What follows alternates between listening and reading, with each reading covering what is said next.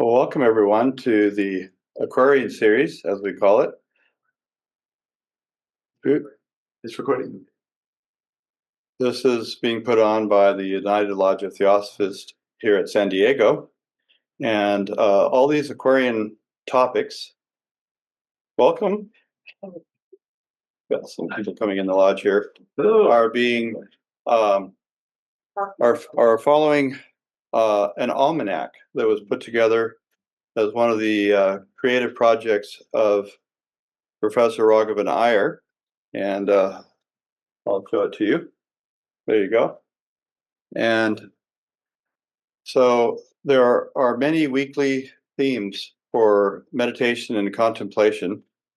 And in the almanac, each day has like a quote from a spiritual, mystical teacher, and they follow themes. And there's many series within the series. The whole year is a series. You have 52 lectures in a year. But right now we're picking up on one of the mini series within the series of the seven deadly sins. And the way these are being cast is in the positive aspect ahead of the negative aspect. So in this case, you have generosity and greed instead of just greed. So Dr. Ken Campos here has volunteered to give us a presentation on generosity and greed. And he has a PowerPoint that's going to go with it. And I'll give you Dr. Ken Campos on generosity and greed.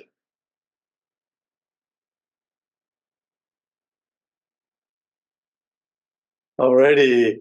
Thank you, Jonathan, and greetings to all in the internet Zoom land and those in the future that will be looking at the recording, which is going to be on our website. On our YouTube, that is linked to the website. That is the San Diego Aquarian series on YouTube. Well, as Jonathan mentioned, it is a sub-series within the 52 weeks of this year. And let me go ahead and do a little share screening myself for my keynote, little PowerPoint thing. So generosity and greed. And today is the 11th of October. And we just had a couple of eclipses, a partial lunar eclipse, partial solar eclipse. So it's kind of an interesting time. And 2 new moons in Virgo, so lots of stuff. And in this Aquarian series pamphlet here, which you may be able to see, there are some astronomical references which are of interest. So generosity and greed. And this will just recapitulate a little bit. Let me hit some OKs there. So this is the one of our members here in the San Diego Lodge does this wonderful artwork, and one of our members, Truth, puts these into the internet. And generosity and greed. They're also on Meetup, and so in Pacific time at 4:30 on the East Coast. We have a couple of East Coast members who oftentimes zoom in. 7:30 over there in New York, and then we have the Hermes quote, which I'm going to go into a little more detail here. So it says, "Everything depends upon one's courage," which is spelled wrong. Well, everything depends upon one's courage of selflessness and freedom in generosity towards all other beings. And Jonathan and I were talking. Hermes is the name of a journal or a magazine that was published by the Theosophical Society in the late 1800s, early 1900s. And we're thinking of it, maybe just calling it a Theosophy quote, because it doesn't refer to, the Greek god Hermes or Hermes Trismegistus. But indeed, selflessness and freedom, and then the idea of courage. So it's a couple of concepts involved in generosity today. And as Jonathan mentioned a moment ago, our Aquarian series has a number of themes within it. This is a little image from the cover of our annual booklet, which is published in the Concord Grove Press, CGP. And there's a quote from the beginning from Sri Raghavan Iyer, one little sentence from it. "Out of one's accumulated experience, one may acquire what Gautama Buddha called skillful means." So skillful means is what we're after here. One must acquire this through self-effort. One must acquire through self-effort this requisite moral qualifications. So indeed, the morality of seven deadly sins is kind of a moralistic theme. And proceeding here, oops, wrong way. There we go. So seven is a cute thing, and in the Judeo-Christian tradition, we have seven deadly sins. This is kind of a fun, kind of popular culture thing. Another fun popular culture. Well, it's actually not fun. This is kind of a horrific movie called Seven, about some detectives chasing after a serial killer who themed his murders based upon the seven deadly sins. Now, this year in our wonderful Theosophical Almanac, looking at the antidote or the Aquarian series, our Theosophical Ethics, as that Raghavan quote says, to get what the Buddha is calling the necessary means is really an ethical, moralistic question. How are we going to live our life in day to day? And so that you might say is practical theosophy. So on the right-hand side, we have the seven deadly sins of sloth, pride, anger or wrath, envy, lust, gluttony, and the last one for today is greed. And then on the left-hand side, we have just the dates from the series. And on our YouTube channel, I was mentioning other people had given these talks. I'm the last one. And these talks, I put the dates that they were given actually on those Saturdays. So vigilance was the first one, humility, patience, magnanimity, dispassion, moderation, and today, generosity. So I'm so glad you're here today. And let me get back into my thing. Okay, greed. So just a quick definition. Well, what is the opposite thing that we're talking about, the greed part? So greed as a noun in English language, it's an intense and selfish desire for something, a thing, it could be person, place, thing, circumstance, especially wealth, power, and food. Here, the little s self, our lower e ego, little e ego, not the big e ego that reincarnates, uh, the selfish desire is connected to that little s self, the lower e ego, or in terms of manas, that middle principle of the septenary nature of us humans, of mankind. The monastic one has a lower manas, the kama manas, and a higher manas, or the buddhi manas. Some little nuances of manas. And it's also described greed as the overwhelming desire of greed. This overwhelming desire can lead a person to unfair or unethical behavior. So part of it is, you might say, a psychological or a thought process. Greed, I want something, I'm having this intense selfish desire, and then it can go into the outer world as some kind of a behavior. And that's where we get into the whole ethics and morality that this seven-part theme is about. These magnanimity, this generosity, the other thing, the patience, dispassion, that sort of thing that I just mentioned in the other slide. So here we have the idea of prioritizing more greed as prioritizing our personal gain over the needs and well-beings of other people. And speaking of other people, this is a famous picture, and there's a theosophist artist who's made a famous painting of the Portola Palace in Lhasa, Tibet. It's I forget how high. It's like 13,000 feet or 3,600 meters up at elevation in the Tibetan mountains. And a lot of us students of theosophy with Blavatsky and William Quentin Judge's lead and their writings focus on Buddhism an awful lot. Buddhism and Hinduism are some major inspirations for theosophical thought, as they have pretty nicely defined the perennial wisdom. One of our writings that HPB gave us is The Voice of the Silence, a very poetical, a very beautifully poetical written book. And on page 52 in the third part, there's three sections in The Voice of the Silence. In the third section, she goes into the paramitas, or the virtues, or the keys, she calls them, or portals. Gives a lot of synonym words. So a quote from page 52 in little tiny print says, "These portals lead the aspirant across the waters onto, quote, the other shore," which is nirvana in the Buddhist lingo. "Each portal hath a golden key that opens its gate, and these keys are: one, dana, the key of charity, and love immortal."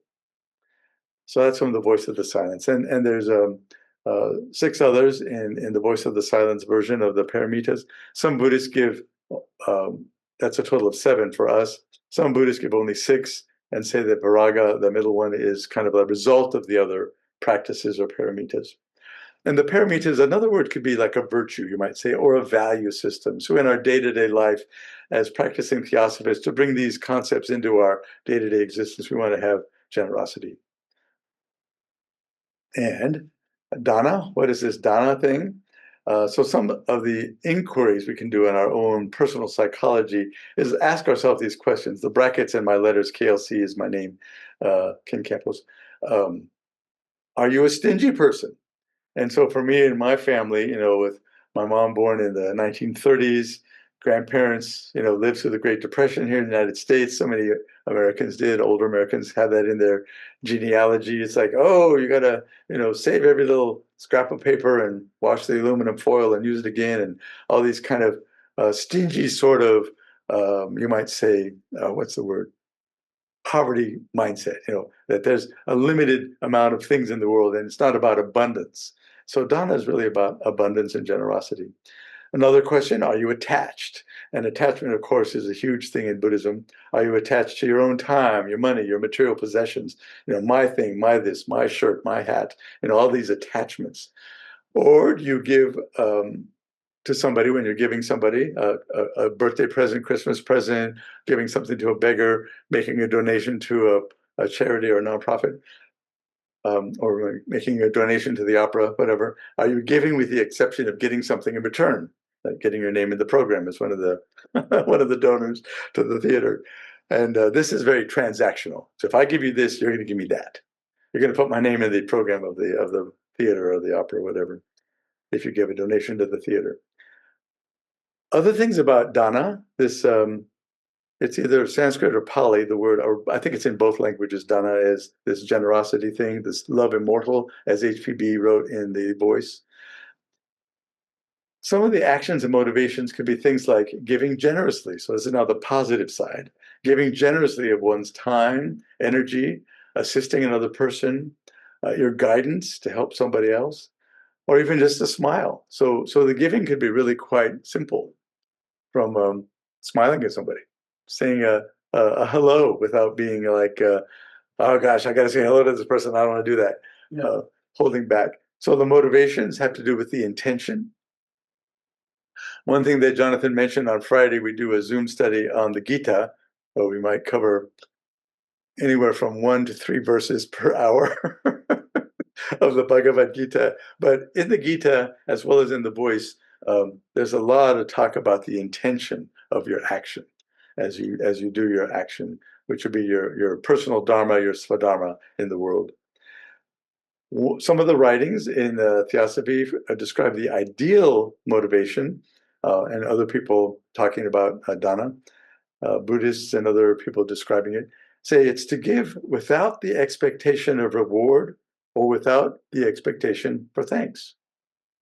And so this is then looking another level kind of behind the curtain into what's going on in your own heart and your mind as you're giving something to somebody with this perfection or this virtue of dana.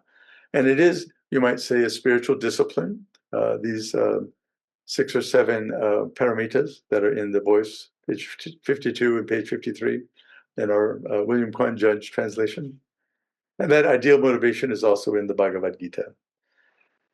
The other thing too, you might notice in your day-to-day life when you're giving something, do you feel maybe that you're being shamed into giving it? Like a little kid, some family, and there's a couple of kids, and the sister's giving something to one of the birthday siblings, and then the other brother's like, oh, well, your sister gave this to me, and what are you going to give to me? And so you might have that sort of shameful transactions where you feel pressured to do the giving. And that's also very much away from this dana paramita. Or are you giving to inflate your ego? Look, I'm such a great person. I'm so magnanimous and generous. I'm able to do X, Y, Z. Like give a water bottle to a homeless person. Isn't that wonderful of me? And so you're doing it very much to feed your ego. So that's sort of the dark side of giving, you might say.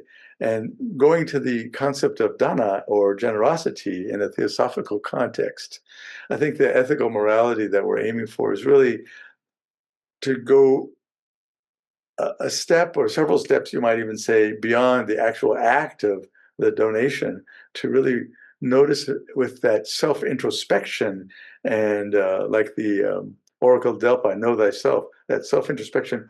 Why am I doing this in the moment? And then really to allow yourself with the renunciation to purify yourself away from these ideas of shame or pressure or inflating your ego or impressing somebody.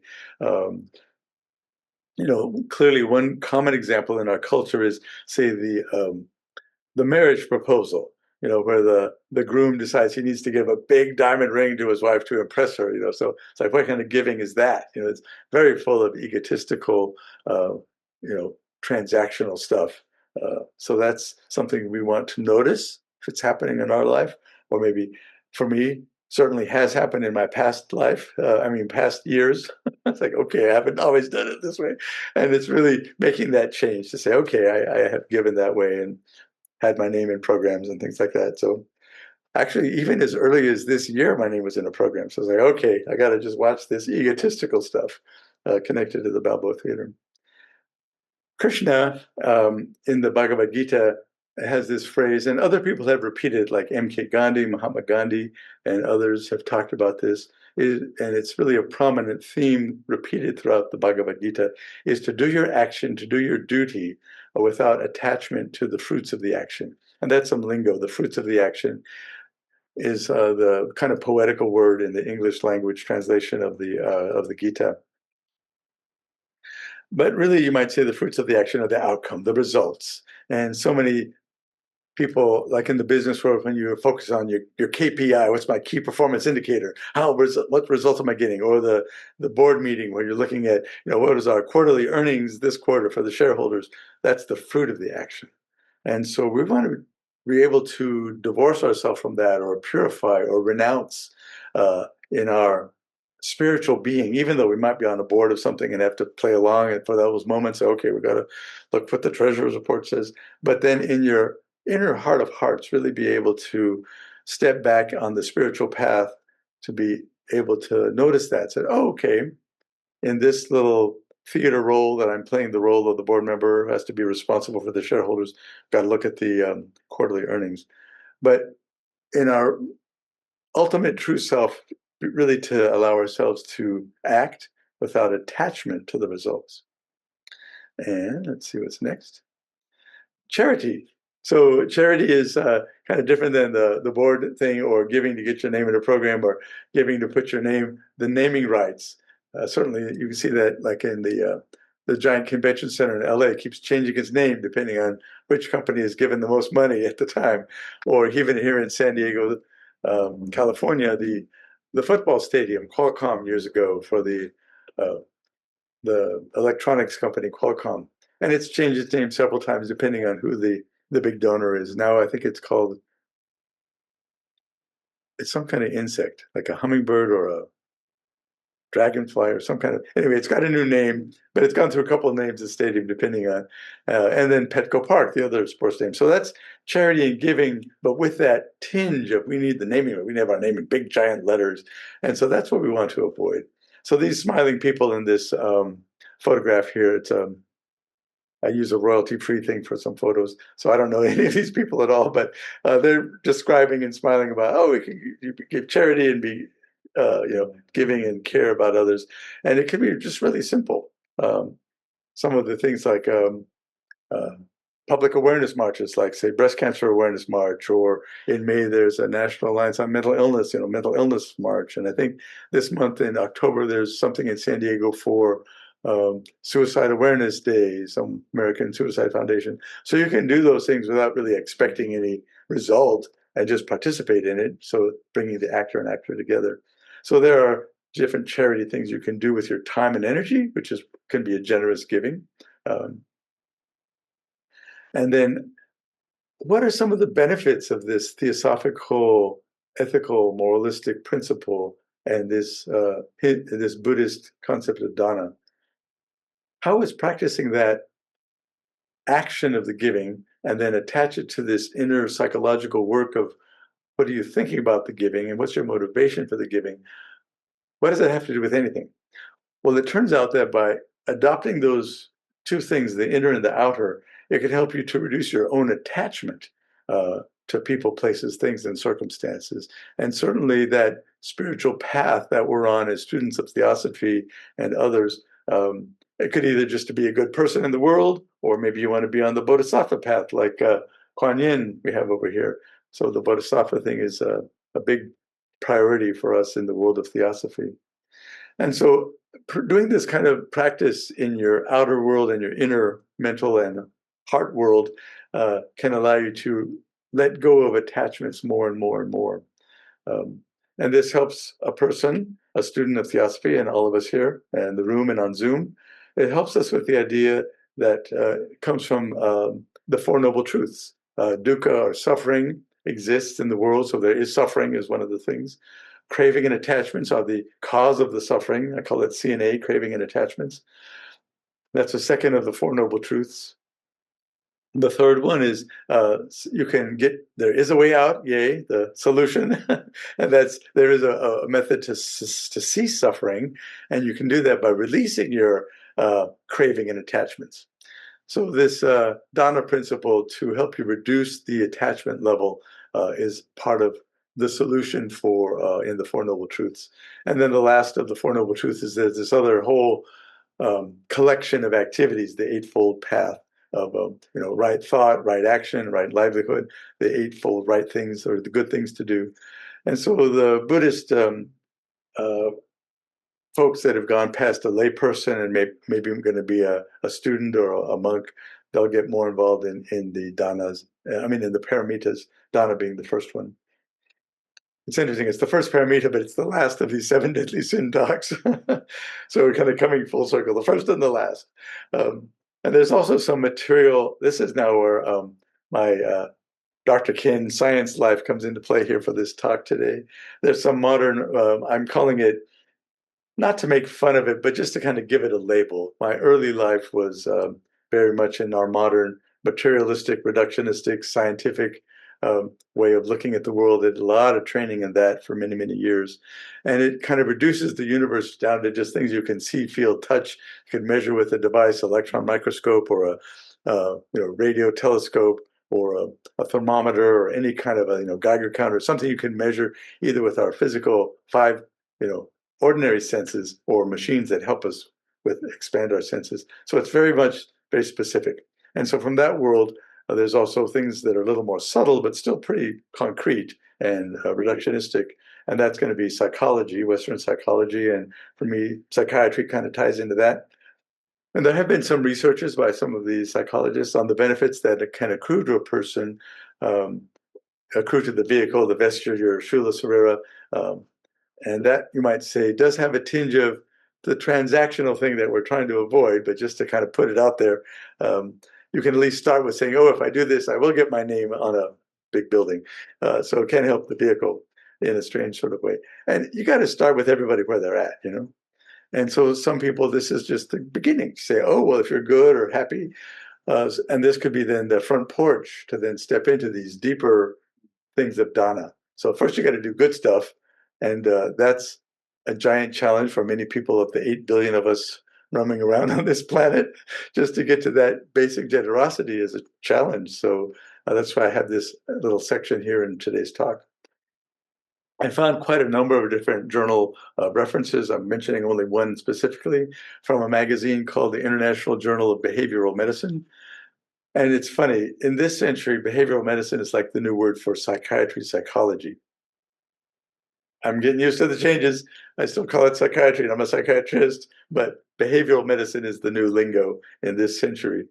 And 20 years ago, there was an article, some guys did a study, some guys and gals, and they were looking at altruistic or other regarding emotions and behaviors are associated with greater well-being, health, and longevity. So 3 things: feel better, greater well-being, greater physical health that can be measured with thermometers and blood tests and things like that, and then longevity, lifespan.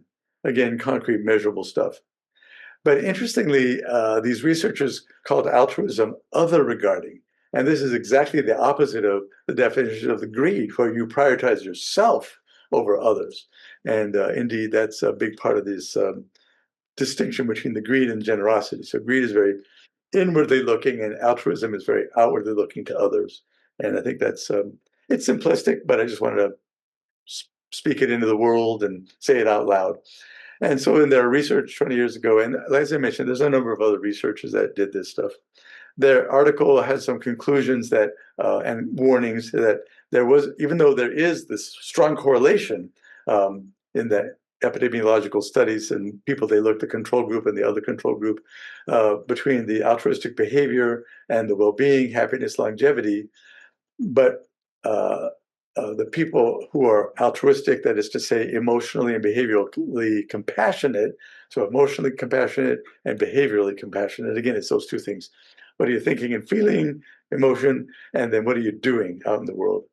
And compassion. And I'm glad they put that word in their article, because that's certainly a huge word in the Buddhist language, in the Buddhist lexicon. And indeed, the Kuan Yin pledge over here is a very compassion-oriented thing in terms of English translations of these thoughts and words.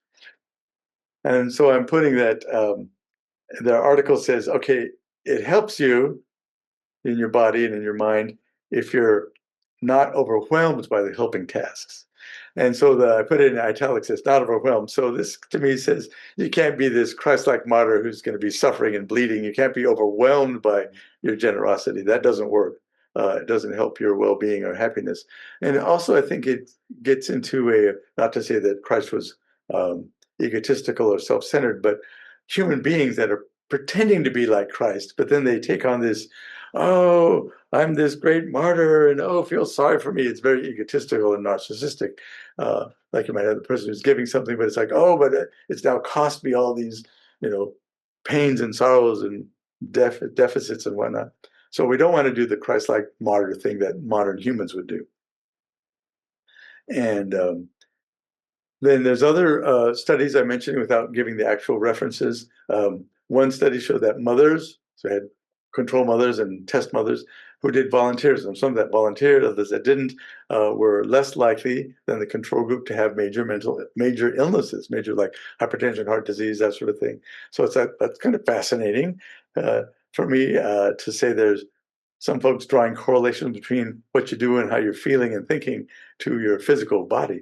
And that's gotten more and more involved in Western MD medicine over the years.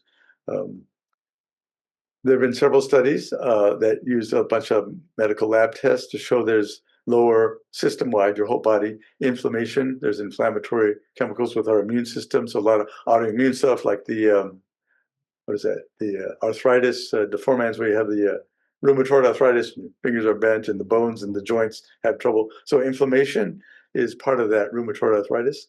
And by doing the volunteerism and adopting these more internal thoughts and attitudes in studies, and again, these need to be validated and put into bigger, larger populations, but the preliminary show that it does show decreases in different cytokines. There's different molecules in the body that go along with the white cell excesses. Functional MRI, the fMRI, neuroimaging has shown that generous acts, so doing generous things, now they didn't actually talk about generous thoughts and feelings, but just generous acts can activate part of our brain reward neural circuitry and give more activity there in terms of our physical bodies. And then the last tidbit here is altruistic acts. After doing an altruistic act, a person will perceive or experience and report less acute pain. And this is kind of a weird study. They actually would hurt somebody, pinch them or do something to give a noxious stimuli, a painful stimuli, after doing the altruistic act. So that some people with no altruistic acts, and then they'd hurt them and they'd have certain level, oh, pain's a 9. And then the other person who did some good stuff, they'd say, oh, my pain's only a 2, but the same degree of noxious stimuli, a pin or a pinch or something like that.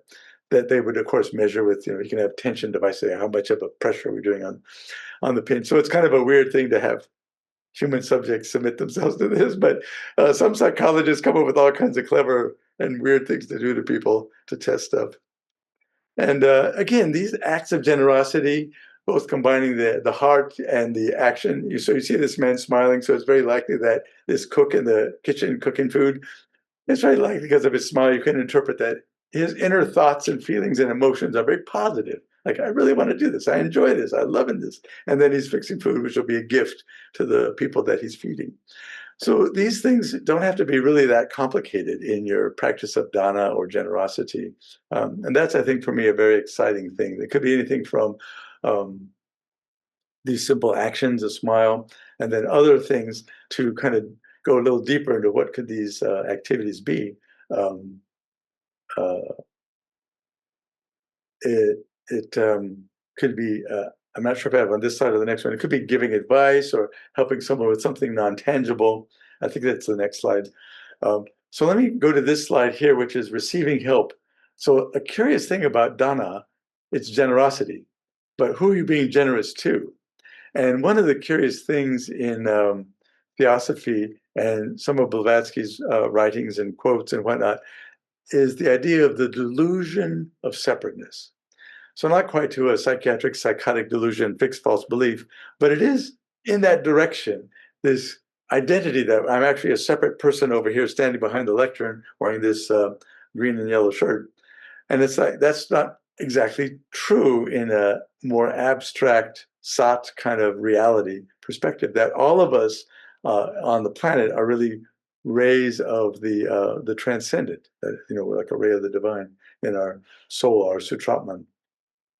So when you're giving a gift or practicing the dana, the generosity, um, who's receiving it on the other side? Well, it's really another aspect of yourself, in a sense, you might say, or an aspect of the transcendent all.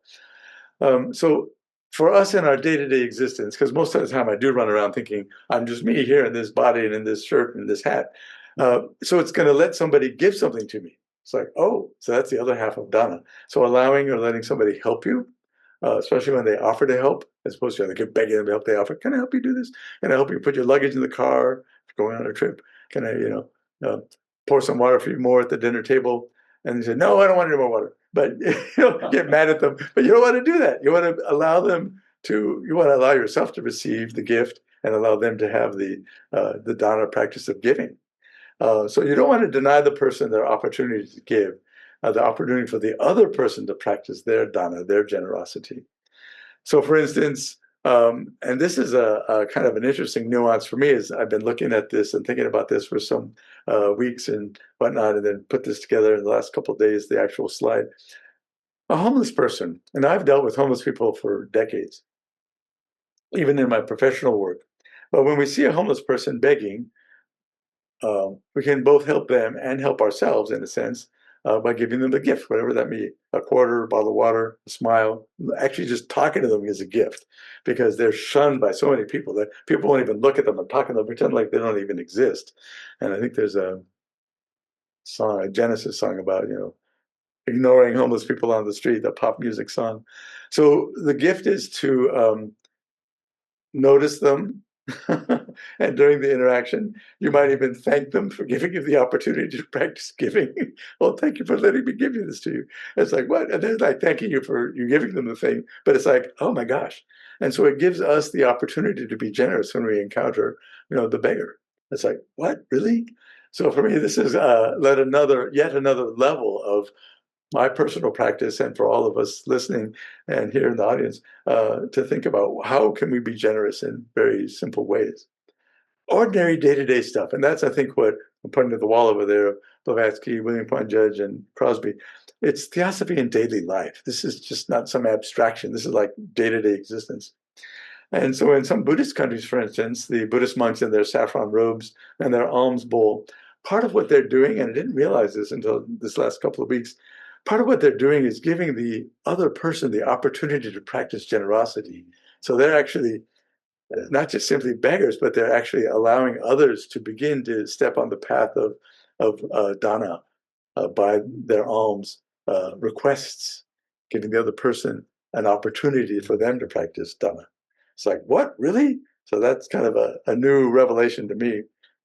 And so here in the lodge, we have our little Kuan Yin, and here's a photograph of a Kuan Yin statue in Thailand, just to kind of point to a little bit more moments here. I'm kind of winding down on the talk today on dana, generosity, this paramita. And it's the first of the paramita, so it's the beginning of this pathway of Buddhist practice, even though it's in our year 2025, it's the last of the seven deadly sin talks, the antidote of the sins. So we have this nice Kuan Yin statue out in the mountains. And it is, as I said, the first perfection or the first paramita or the first key or the first virtue, like in Voice of the Silence. And why would you want to do this? Well, you could just be a better person. I want to be a better person. That's a nice motivation. And for many people out there, that may be where they're at. They just want to be a better person without having any of this religious, spiritual trappings onto it. And that's putting their foot on the path. You know, you got to start somewhere. Every journey starts with, a journey, what they say of 1,000 miles starts with, the first step. So being just a better person. So respecting that maybe the motivation of whoever we're talking to in our Theosophy student world and existence, that's all they want. And maybe that's what they need to do for a day, a month, a year, another 100 lifetimes. And then after that, they can advance to more deep ideas about the perfections. Dana is the first step. It's the first key on the Bodhisattva path. And some of our talks over the years have been on the Bodhisattva path. And indeed, the Voice of the Silence really does describe that.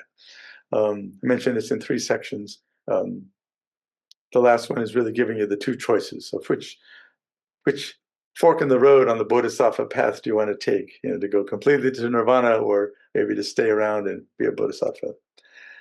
Practicing this generosity with this kind of twofold method of the action and the psychological and internal and emotional heart concept of it, it really can reduce your own sense of individual isolation.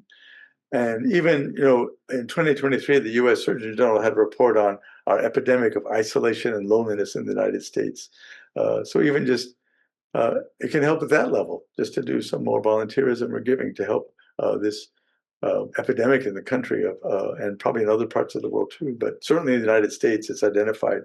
And that isolation and loneliness correlates with high blood pressure, diabetes, heart disease. So there's actually physical medical things why the Surgeon General would even talk about it or write about it. For us in Theosophy as students and moving on the path as students of Theosophy, it helps reduce that delusion of separateness, that sense of isolation. And so this is a really positive result that can result from generosity and looking at the other aspects of this theme of dispassion and the other things. Let me pull out my list here. Say them real quick. Vigilance versus sloth, patience versus anger, magnanimity, moderation versus excess and gluttony. Those sorts of values, and the practicing this first paramita, the first value, the dana, it really helps you break out of this thought of me and mine, and because if you look at the other person, say the beggar or whoever you're giving this stuff to, as another ray of the transcendent, then you say, oh, well, who's really am I giving this stuff to?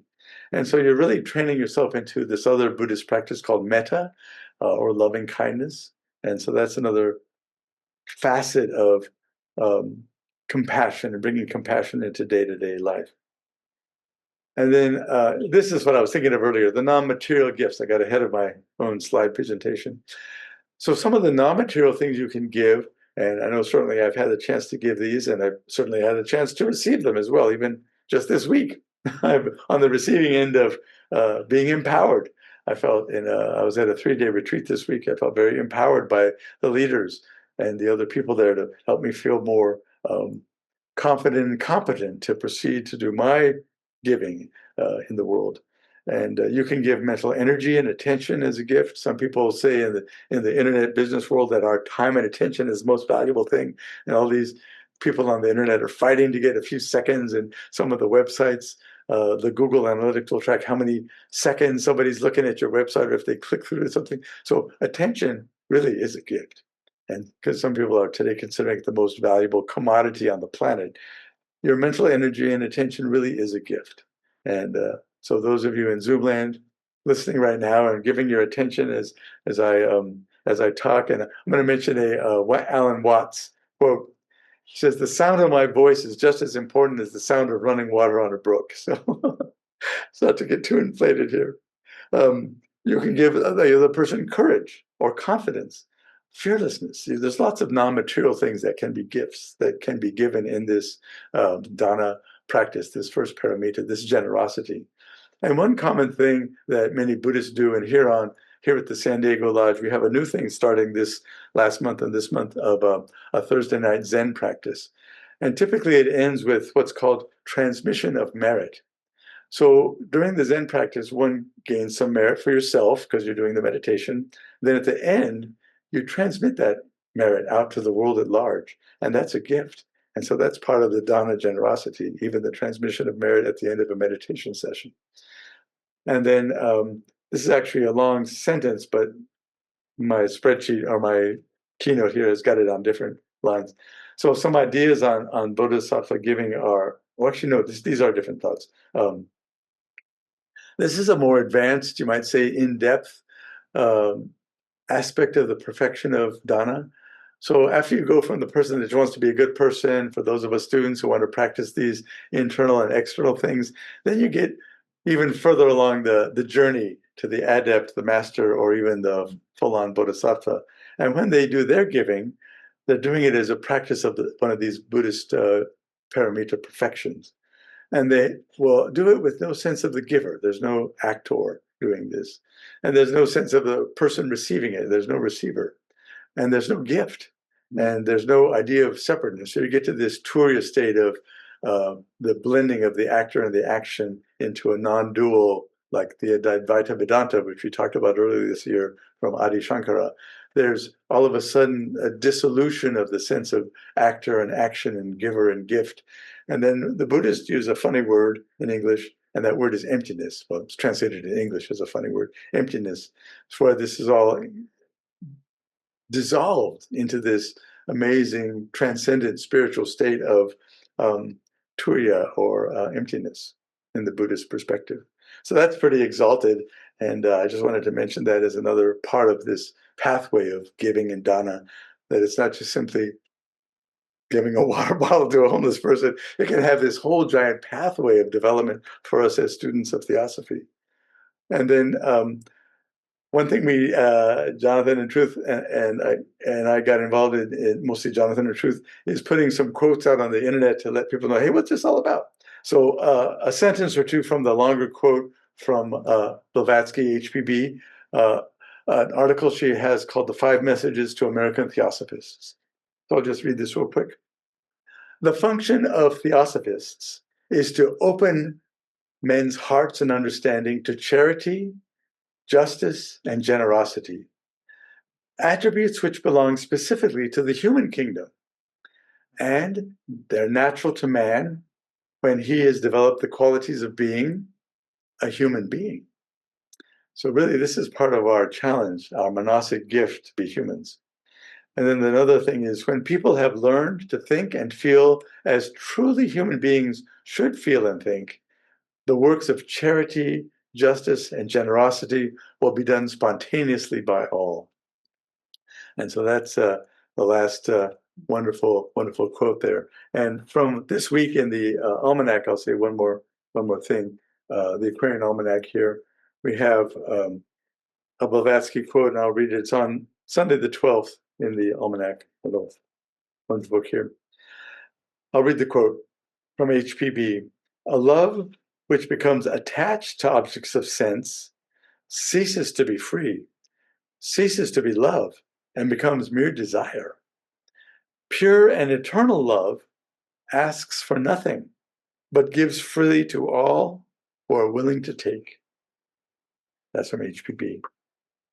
All right, well, thank you. And I understand Desiree is going to be our Q&A guide as we go into the next section of our time today. Yes, thank you so much, Ken. Very enjoyable. Thank you for all of your insights on generosity and greed and all of the probably countless degrees in between that wide abyss. But and also I want to thank you for your scientific perspective as well. You always manage to give us some insight into your very reductively thinking past. But it helps us. It really does, because you also bring forward a lot of scientific perspectives that we're seeing changing over the generations, aren't we? Absolutely. I'm very optimistic that science is getting to be more philosophical, to bring, science, religion, philosophy together as some of the ideals of the theosophical movement. So that is fantastic. And when you were talking about how important it is for this for us to reduce or over time and ultimately eliminate this need for results, this need for consequences. And I kept thinking of that while you're talking about that. I kept thinking about that old banana peel story where the individual starts out, seeing the banana peel on the ground and thinking, I know what's going to happen, but I'm not going to do anything about it. And then later on, he sees another banana peel on the ground and decides, I'm going to pick it up. But what a good person I am for doing that. Mhm. Yeah. And then ultimately, they see another banana peel over time. I guess they've evolved somewhat and they pick it up and don't really think about it. Or maybe they think, that'll help somebody from not falling. So they have still a consequence in their mind, but they don't necessarily associate it with themselves. But then there comes a point, maybe it's this point of where they reach the Turiya state, where there is no object or subject, and the actor becomes the action, where they don't even think for a second about any of that because they are absolutely in the moment. I wonder how much of our linear thought really plays into separateness, because in order for us to be cognizant of the past or the future almost seem to feed into this the suffering, and that Yes. somehow there must be, when we go through these gradual changes, these circular spiraling changes, there must come a point when even time itself doesn't exist, or at least not in the way that we experience it here linearly. But that when we think in terms of past and future, that's kind of a problem too, isn't it? Actually, yes, and so my guess is these adepts and masters and bodhisattvas probably do experience time in a very different way than we do. Past, present, and future maybe collapses into an eternal now. Uh, Almost like in chapter 11 of the Gita, where Krishna opens and gives temporarily, the spiritual vision, and Arjuna, the hero, gets to see that it doesn't matter, to go into battle because these people are already dead. It's like, okay, so the future has already happened. So yeah, I think time is a very curious phenomenon indeed, and then this idea of dissolving, the actor and the action is great, and I love that story. I someday I'm going to learn it well enough that I can say the banana peel story myself, but not yet. So thank you for sharing that banana peel story. And there's probably so many degrees in that story, it'll probably take us a lifetime to recite it. Okay, Judy, you're on. Oh, yes. Thank you. Yeah, Ken, that was really good for presentation on this topic of dana. And what I'm wondering about, though, is in Buddhism, there's the concept of karuna, compassion. In Judaism, of course, it's rakamim, which has the connotation of the womb, the compassion of the mother. But there's also discriminating compassion. Like, for example, you don't give money to an alcoholic so they can go buy a bottle of booze. This is just enabling. Or encourage a mentally ill person to think that they're the deity when they really aren't, or whatever. But I remember once I had a situation in which I got a letter at the United Lodge of Theosophists addressed to Nicole Saltzman. That's not even my name, from someone from Nigeria. And he said he was a boy who wanted to go to college, but he didn't have the money for college. But after all, he was a theosophist, and we had similarity of aim, purpose, and teaching. He quoted something from the Declaration of the Lodge. which he had probably had, and that he wanted me to give him money. Well, I didn't send him any money, but a friend of mine in the lodge said, well, if so and so had gotten that letter, he would have given him the money because he's so compassionate, implying, of course, that I was not. But I said, I don't know this boy. This boy may use the money for drugs or alcohol or any kind of thing.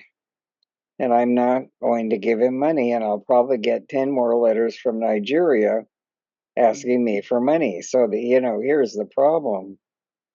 I'm not looking for a reward because I do give to charity and I do get tax breaks so I can keep on giving. But you have to have some discrimination in your compassion. And I just wonder what you think about this, because I just didn't think supporting that boy in Nigeria was a wise thing to do. And I don't think I was being hard-hearted by ignoring it. Exactly, Judy. And so let me see if I could share this real quick again. So this is one of the slides, and in the bottom I put my KLC, my name, my little opinion that we want to avoid the Christ-like martyrdom. That's not allowed. So indeed, Yeah. enabling is part of that discrimination, and even that behavioral medicine journal research thing says that any benefits to kind of get washed away, or you might have no benefits if you're doing this giving but being overwhelmed. And so certainly you don't want to do that. And enabling the other person is also, I think, an exercise of discrimination in our day-to-day life. Because indeed, the ideal and goal of Crosby and others talking about theosophy in daily life, it's really to be beneficent, like you said, the compassionate, the Mahakaruna, the big compassion, and it's very much not compassionate to enable, the alcoholic to continue to having their liver disease and get sick and die of that. So that's, not helping anybody at all. That's really that's hurting them, which is sort of the opposite of compassion. So I think having, as you say, Judy, the discrimination to realize what's the positive, what's the negative, to be able to do that balancing act, to apply our human capacity for reason to make that analysis and not say it's just one size fits all, and be able to look deeper. And that is indeed part of the theme I was saying here, that we have these two parts. There's the actual behavioral action, say, giving the water bottle to the homeless person, the beggar, and then there's the thought, oh my gosh, I now have several people coming over for dinner tonight. If I give one bottle away, I won't have enough for everybody else. We'll have to share. And thinking, oh my God, this is going to hurt me. And so being able to align that to say, I'm giving because somehow the universe will provide, and my dinner guests tonight will have enough water on their own. And really, it's that two-part, inner and outer. And so for someone to compare you to somebody else that, oh, well, someone else was just giving this Nigerian fellow money because he wrote a letter. You can give the Nigerian something else. You can say, this is really wonderful that you want to go to college, or whatever he wanted to do, and give him the non-tangible gift of encouragement. Thank you. Excuse me, David. Oh, thanks. Oh, thanks, Ken. A lot of thoughts came to mind throughout all your talk there. One was it's said in many traditions, I think in Judaism maybe especially, that the highest form of giving is to give anonymously. I always thought that's a wonderful thing to look at. But then I was also thinking of the parable of the widow's mite. There was, it's such a symbol of generosity that she gave all she had. And so I'm wondering if you could talk a little bit about the concept of sacrifice and generosity. We can be generous to people, but it's not hard to give a homeless guy $5, and that might be a lot to him, but it might not affect us very much. But anyways, the idea of sacrifice, where we go beyond, just giving because we can do it. Yeah, David, thank you for that question and that nuance of distinction, which we're all about, as they say, the devil's in the details. It's all about the nuances and also the internal motivations, like in the Gita. Right. Why are you doing the thing? And all of these other sort of concepts, the why of it all. And in terms of the widow's mite and that sense of sacrifice, I think if you move into the direction of martyrdom, then you might be getting into something that's very much into the attachment of, oh, look at me, I'm so good. I'm now giving everything I have. I'm being this martyr. And then that presents an attachment to the quote unquote sacrifice of giving a large proportion of your income or something along those lines, because it's connected still to the little s self or the little e ego. It has that narcissistic quality to it. So then you could say, well, what would be the sacrifice to do without that attachment? And that would be more of a renunciation type of sacrifice. And then perhaps that person who's at that more advanced spiritual and philosophical and mindset level is able to give even more and more with the, you might say, the more abstract understanding that they're not in any way, shape, or form harming their eternal Sutratman by this act of giving the widow's mite everything she has. Because ultimately, she is this eternal entity, you might say, the Sutratman, that can neither die or be killed or harmed. Sort of like in the Tao Te Ching, the real Tao is the one that, cannot be given, it can't be dried up, it can't be killed, etc., etc. So there's a part of us that I think if you give that enormous gift, that huge sacrifice, with the understanding and the awareness and the sense of identity, your center of gravity, that you really are the eternal Sutratman, then I think that kind of sacrifice is good, but it requires that inner work that's kind of behind the scenes. Thank you. Yeah. Hi, Shobha. Hey, hello. Continuing the idea of how we interpret generosity, I was thinking of generosity of time to people.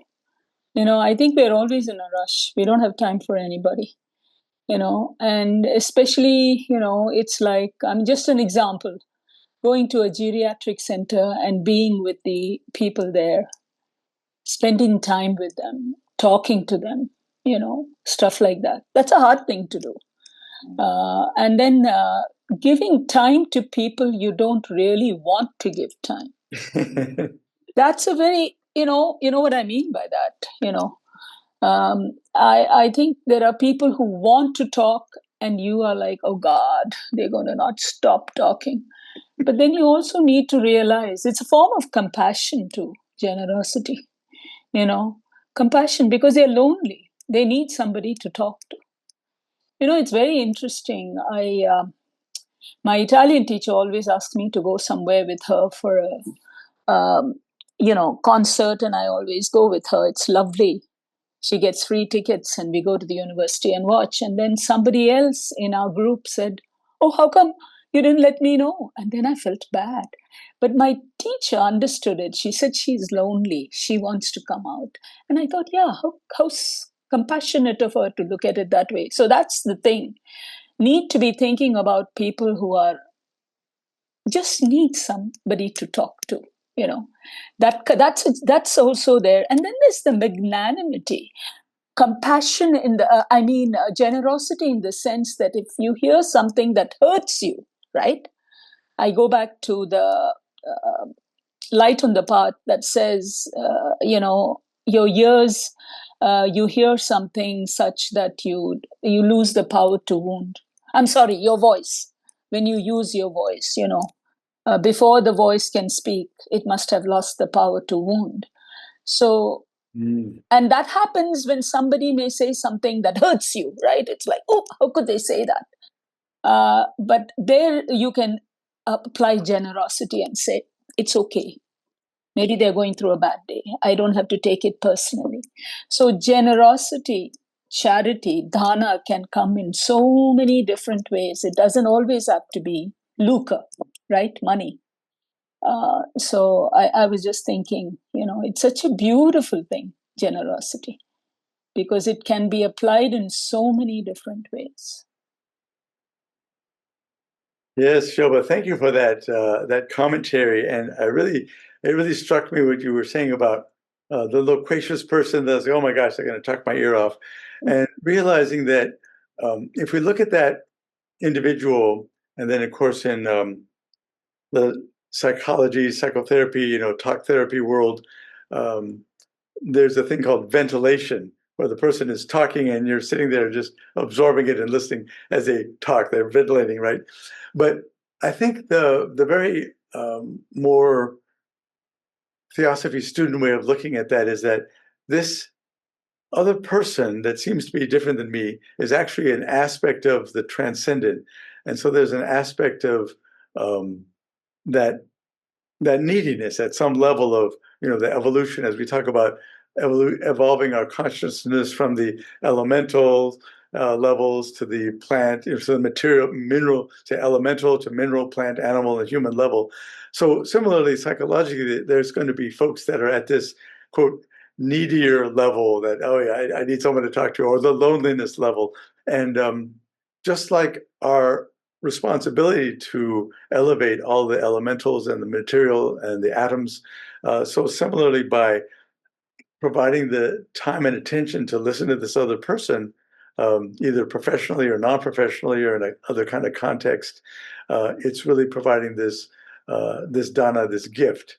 It's raising up all of, as the Bodhisattva pledges, all sentient beings and relieving them from the bonds of their constrained existence.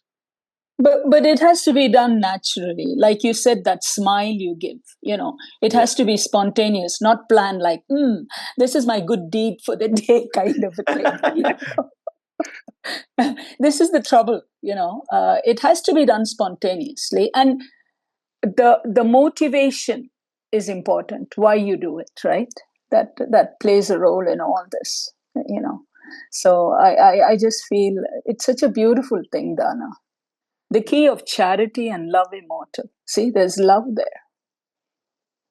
Most definitely, most definitely. And that last quote from the almanac, Blavatsky does give that kind of that warning. And I'll just read it one more time here, at least that one little part of for tomorrow, Sunday the 12th.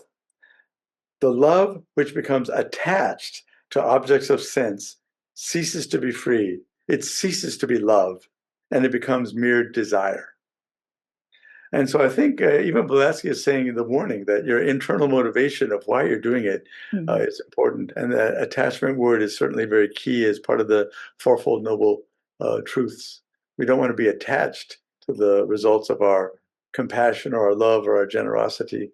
And that is indeed part of the spiritual path for us as students of Theosophy. Yeah, thank you, Ken. Today was really beautiful because you brought in, like Desiree said, all about the scientific part of it. It was very, very interesting to see those studies. Yeah. Thank you. Now we do have a question here in the audience. I don't need to come on to say it right. Okay. Temporarily. Is there a question? Yeah. Yes. Okay. Can you hear me, Desiree? Yes, I can. Thank you. Okay. I want to talk about Ebenezer Scrooge. Yes. Enough said. Anyway, so he got himself into a situation with greed. Right. The Christmas Carol, Charles Dickens, the whole deal. Oh yeah. And he just couldn't see past himself, it seems like. But somehow, I think he saw those three ghosts, right? And I don't remember the details, but somehow I think he saw the future. Yes. That's what got him kind of sobered up and shocked him out of himself. I was wondering if you could kind of add to that or subtract or whatever. Yes. Yeah. So Christmas Carol is a wonderful story. Charles Dickens. It's a great stage play, and many theaters around the country will perform that in December. Christmas Carol. There's even movie versions of it, and then there's like other Hollywood people that come up with their own little version of the Charles Dickens with a little modern a modern twist or put it into a modern American context, and then seeing the past, Christmas present, Christmas future, and certainly in the classical Dickens story, one of his workers in his accounting office is this one man who has a family, and in the family there's a little boy. I think his name was Timmy. Anyway, there's a little boy that is crippled, and so then Scrooge sees that by denying generosity to his employee and the employee's family, then in the Christmas future,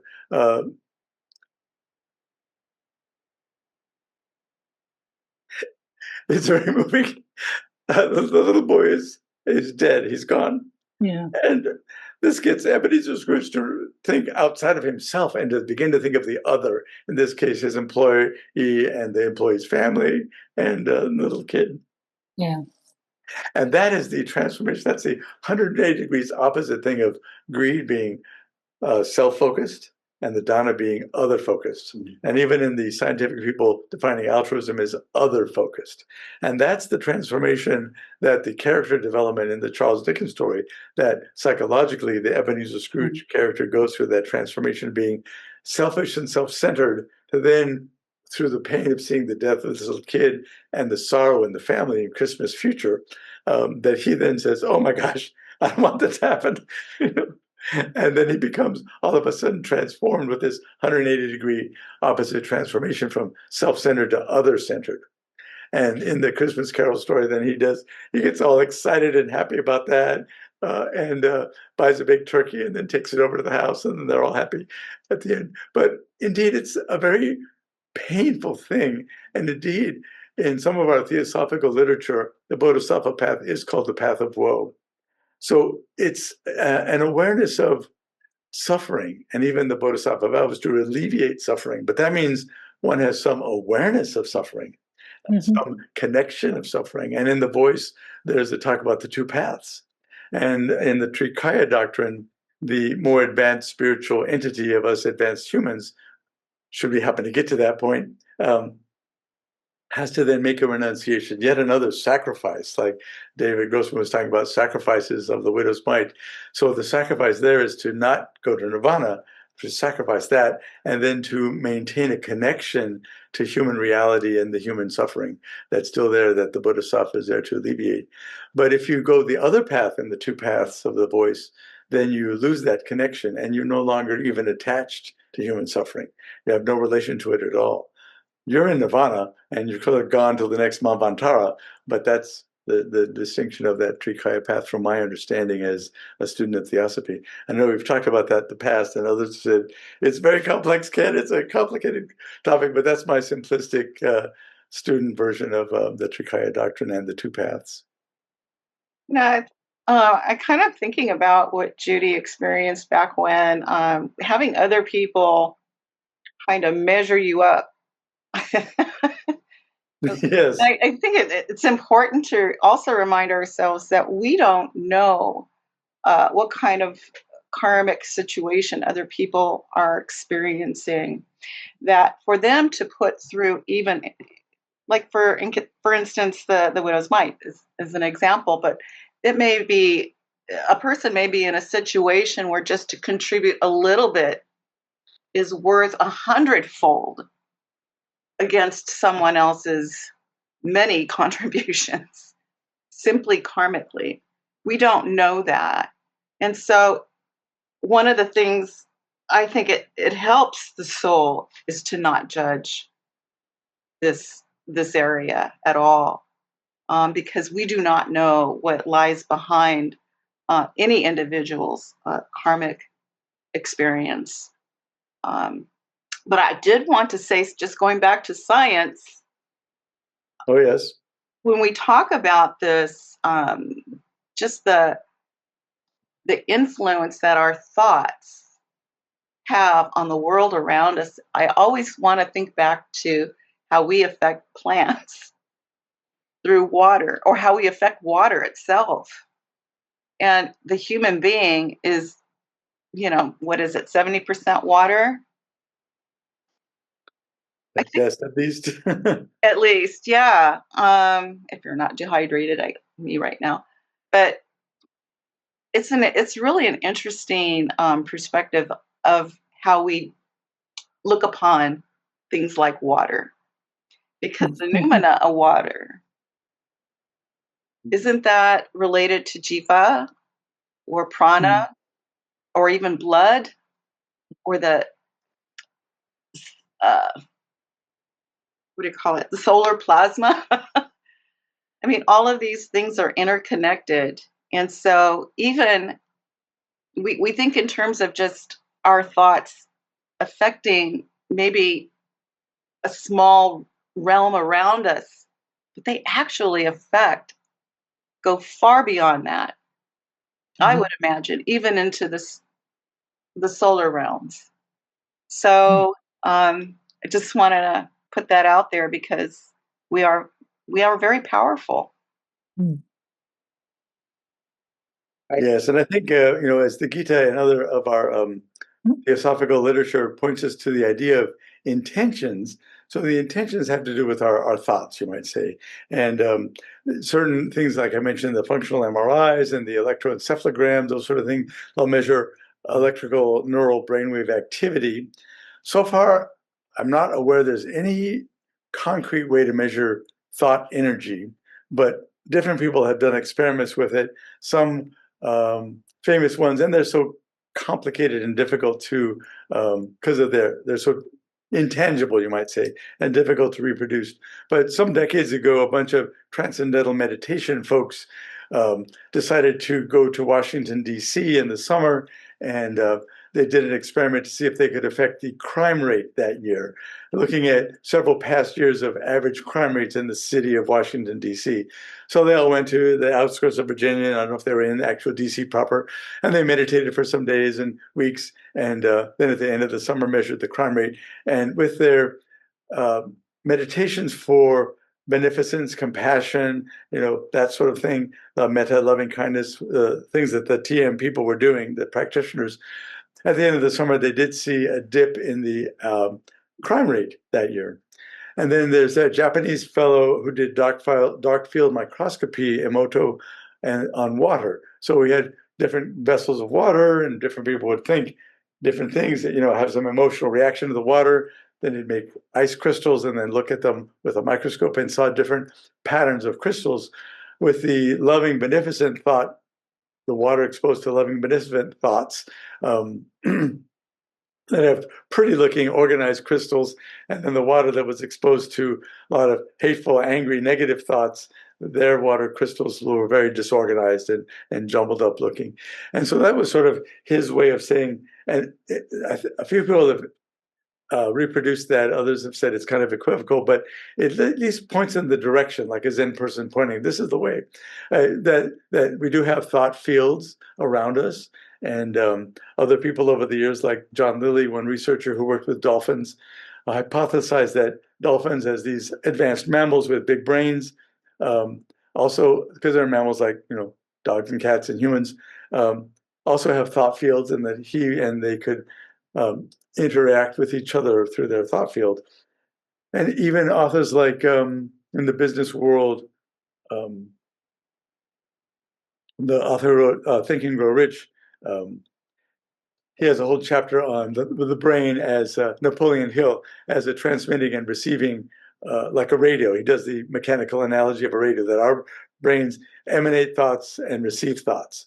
And so even though telepathy, and there is that one astronaut with the Noetic Institute trying to measure telepathy, it's very tantalizing, and there's some, I think, preliminary evidence that these things exist from a, quote, reductionistic scientific perspective. But if you let that perspective go and go to the perspective of experience, we'll say that our experience in our day-to-day life says that, yes, thought fields are real. And then if you look into the secret doctrine and say, adopt what Blavatsky is presenting to us, that the adepts over millennia have done this spiritual work and have scientifically validated it with each other over centuries and centuries in different times of human races and rounds, and say, yes, the internal motivation and the thoughts really are very significant, and this is a very real thing. the Sat and the Asat, you might say, the real and the not real. So yes, I would say thoughts are definitely a huge, powerful influence in the world. And that goes along with our perennial philosophy of theosophy. Thank you. We do have a comment in our chat. Oh, yes. This Kabir used to say, when one gives any generosity of any kind, give it in such a way that when a right hand gives, the left hand should not know, which is a real altruistic, action. In the Bhagavad Gita, it is said that giver and receiver are one. And that's a fact. We're out of time. Well, I think we're coming pretty close to the end. I'm not exactly, let me check my computer. Oh yeah, so we're Yeah. slightly over, Yeah. but that's fine. I think we're not going to have any more questions right now, so people can get on with their evening.